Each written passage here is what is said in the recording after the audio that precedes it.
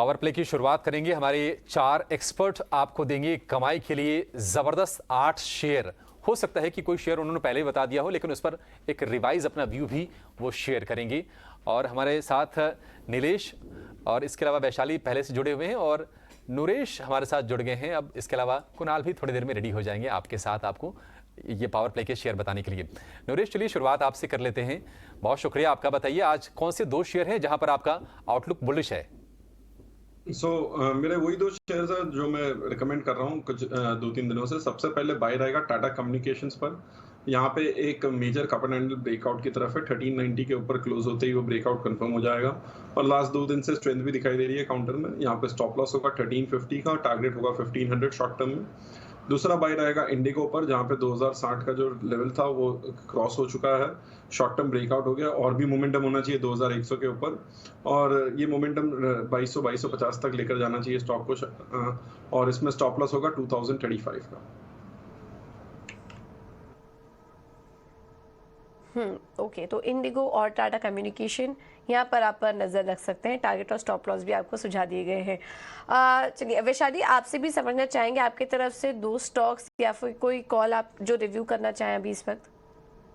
तो मैंने पहले तो 2 ऑलरेडी दे दिए हैं। एक है सन फार्मा बाय एंड दूसरा है सीमेंस। तो अब अगर मैं कैश में अगर दे सकती हूँ तो मुझे महिंद्रा सीआई में एक पॉजिटिव व्यू बन रहा है। अभी फिलहाल 352 के लेवल्स पे है, टारगेट रहेगा 380 एंड स्टॉप लॉस रहेगा 340 एंड एक सेल रहेगा एस्कॉर्ट्स पे। It is currently at around 124, तो स्टॉप लॉस रहेगा 2135, टारगेट रहेगा 2110। ठीक है, तो ये 2 शेयर वैशाली की तरफ से। लेकिन नीलेश, आप बताइए कहां पर आपको एक्शन दिख रहा है बाजार में और क्या ट्रेड करने की सलाह देंगे आज के आखिरी घंटे के ट्रेड में पावर प्ले के तौर पर?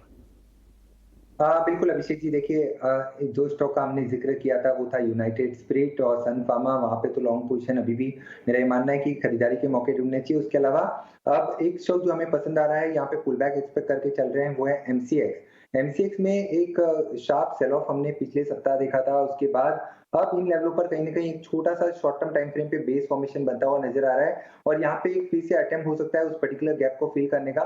करंटली 1480 के आसपास काउंटर ट्रेड हो रहा है। 1500 से लेके 1520 तक की अपसाइड यहाँ पे एक्सपेक्ट करके चल सकते हैं। 1450 का स्टॉप लॉस रखना होगा। ओके, तो एमसीएक्स 1450 के स्टॉप लॉस के साथ आप खरीदारी कर सकते हैं। 1.5% की मजबूती इस स्टॉक में इस वक्त देखने को मिल रही है। मुंबई स्टूडियो से कुणाल भी हमारे साथ मौजूद है इस वक्त। कुणाल, आपकी तरफ से भी 2 स्टॉक्स शेयर करिए। तो मैं मिक्स्ड ट्रेड रेकमेंड करूंगा, एक बाय और एक सेल। पहला रहेगा रेट गेन पे, रिसेंटली लिस्टेड नेम है बट चार्ट्स काफ़ी बढ़िया बनते नजर आ रहे हैं। 330 के ऊपर स्टॉक ने ब्रेकआउट दिया है, स्विंग ब्रेकआउट। तो सजेस्ट करूंगा बाय के लिए। 355 का इमीडिएट टारगेट, स्टॉप लॉस 325 का। और सेकंड रहेगा सेल एस्कॉर्ट्स पे। काफ़ी सारे ऑटो स्टॉक्स में हमने फ्रेश ब्रेकडाउन देखा है चार्ट्स पे, तो ये इंडिकेशन हो सकता है कि आने वाले कुछ एक दिनों में थोड़ी सी और वीकनेस आ सकती है। एस्कॉर्ट्स में टारगेट रख सकते हैं 2060 का, स्टॉप लॉस 2150। ठीक है, एस्कॉर्ट्स को बेचने की सलाह है 2060 रुपए के टारगेट के लिए। 2150 रुपए का स्टॉप लॉस लगा के 2125 रुपए के आसपास ये शेयर ट्रेड कर रहा है। लेकिन हम देख रहे हैं कुणाल की आयशर मोटर्स में भी जो प्रेशर है थोड़ा सा गहरा रहा है और लगातार आज दूसरे सत्र में हमें तेजी से शेयर को नीचे जाते हुए देख रहे हैं। 3100 रुपए के आसपास है।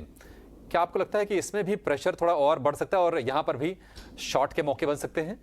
जी हाँ, पॉसिबल है कि स्टॉक यहाँ से और वीक हो सकता है। बिकॉज हमने देखा है कि बार बार एक पैटर्न जो बनता हुआ नजर आ रहा है कि काफ़ी सारे स्टॉक्स अपने 200 डे मूविंग एवरेज पे आके रिट्रेस कर रहे हैं। तो हालांकि नॉर्मल मार्केट सिनारियो में ये रिट्रेसमेंट हम बाइंग के स्ट्रैटेजी के हिसाब से हम रेकमेंड करते हैं। बट ऐसे वॉलेटाइल मार्केट में जहाँ पे काफ़ी सारे स्टॉक्स में negative news flow as well as negative trend आ रहा है, तब ऐसा लग रहा है कि शायद ये सारे स्टॉक्स जो अपने 200 डे मूविंग एवरेज को रिट्रेस कर रहे हैं वो ब्रेक कर देंगे और वहाँ से पॉसिबल है कि एक शॉर्ट टर्म डाउन ट्रेंड नया उभर के आ सकता है। तो मेरे अनुमान से आई थिंक आयशर मोटर्स में बाइंग की तो सलाह बिल्कुल भी नहीं होनी चाहिए। यहाँ पे अगर कोई शॉर्ट टर्म ट्रेडर्स अगर हाई रिस्क ट्रेडर अगर रेकमेंड करे तो फिर शॉर्ट की ट्रेड कर सकते हैं। 5% का डाउनसाइड टारगेट रख सकते हैं, स्टॉप लॉस 2.5% का रख सकते हैं करंट लेवल से। ठीक है, आयशर मोटर्स में अगर आप एक्टिव ट्रेडर हैं तो इसमें आपके लिए ट्रेड के मौके बन सकते हैं, लेकिन बाजार पर एक व्यू आपसे कुणाल हम जरूर चाहेंगे, क्योंकि अब देखिए 1.25 घंटे के आसपास का ट्रेड बच गया बाजार में, और अगर हम 11 बजे के बाद से देखेंगे तो 50 अंकों के नैरो रेंज में निफ्टी घूम रहा है 17,900 के लेवल को पकड़ के। क्या आपको लगता है कि ट्रेंड थोड़ा सा चेंज हो सकता है, या फिर यही मूड, यही मोमेंटम आज क्लोजिंग तक रहने वाला है बाजार में?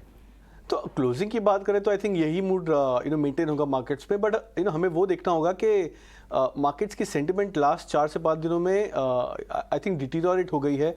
17,800 को हम बार बार रीटेस्ट कर रहे हैं। मैं एक्चुअली एक डेटा पॉइंट देख रहा था जिसमें कितने सारे स्टॉक्स 200 मूविंग एवरेज के नीचे है, और निफ्टी 50 में सरप्राइजिंगली खाली 18 स्टॉक्स आउट ऑफ निफ्टी 50 वो अपने 200 डीएमए के नीचे है। बट जो स्टॉक्स 200 मूविंग एवरेज के नज़दीक आ रहे हैं करेक्टिव वेव में, वो बहुत ही ज़्यादा बढ़ते जा रहे हैं, जैसे कि Eicher motors, Bharti Airtel, Apollo hospital, काफ़ी सारे ऐसे निफ्टी 50 स्टॉक्स है जो अपने 200 डीएमए के नज़दीक आ रहे हैं। तो आने वाले कुछ एक दिनों में अगर ये मोमेंटम इंटेंसिफाई होता है डाउन साइड में इन सब स्टॉक्स में, तो मेरा मानना है कि निफ्टी में भी करेक्टिव वेव आ सकती है। बट हमें ब्रेकडाउन लेवल्स का वेट करना चाहिए। 17,800 का एक क्रिटिकल सपोर्ट है, उसके नीचे ही शॉर्ट टर्म ट्रेस इंडेक्स में शॉर्ट पोजीशंस बना सकता है। ठीक है, तो इंडेक्स पर ये व्यू, और हम देख रहे हैं कि भारती एयरटेल हो, रिलायंस हो, अडानी एंटरप्राइजेस हो, यहाँ पर शॉर्ट बिल्डअप हमने होते हुए देखा है। तो बाजार में हम थोड़ा सा मूड अभी थोड़ा सा नर्वसनेस वाला ही देखेंगे, और एक रेंज में फंसा रहेगा 17,875 का लेवल आपकी स्क्रीन पर फिलहाल। चलिए, शो को यहीं पर समाप्त करेंगे, और आप सभी मेहमानों का बहुत शुक्रिया समय देने के लिए और तमाम स्टॉक्स पर अपनी राय हमसे साझा करने के लिए।